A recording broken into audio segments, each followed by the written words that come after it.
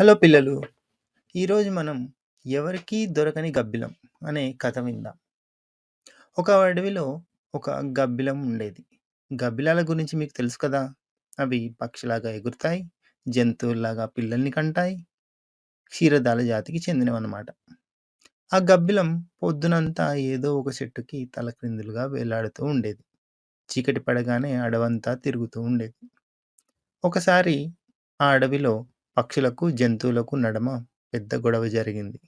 జంతువులు కనబడితే పక్షులు మీద పడి ముక్కుతో పొడిచేవి. పక్షులు దొరికితే జంతువులు వాటి ఈకలను పీకి రెక్కలను విరిచేసేవి.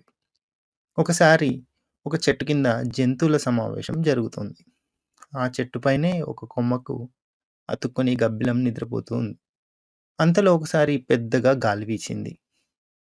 అంతే, పట్టు తప్పి ఆ గబ్బిలం జంతువుల నడుమ పడింది. వెంటనే జంతువులు, "రేయ్! పక్షి దొరికిందిరా! ఇక దాని ఈకలన్నీ పీకి రెక్కలన్నీ విరిచేయండి" అని అన్నాయి. గబ్బిలం అదిరిపడింది. వెంటనే ఆ జంతువులతో అనింది, "ఆగండి, ఆగండి.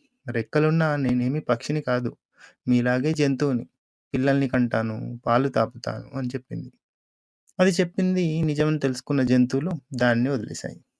ఇంకొకసారి పక్షులన్నీ ఒక చెట్టు కింద సమావేశమయ్యాయి. అంతలో పైనున్న గబ్బిలం పట్టుజారి వాటి నడుమ పడింది. వెంటనే, "రేయ్! ఇదేదో ఎలుకలా ఉంది. చంపండి దాన్ని" అంటూ పట్టుకున్నాయి. గబ్బిలం వెంటనే వాటితో, "ఆగండి, ఆగండి. నేనేమి జంతువుని కాదు. మీలాగే పక్షిని. చూడండి ఎంత పెద్ద రెక్కలున్నాయో.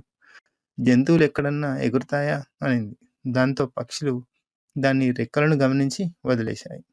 అలా గబ్బిలం అటు జంతువులకు, ఇటు పక్షులకు దొరకకుండా బతికిపోయింది.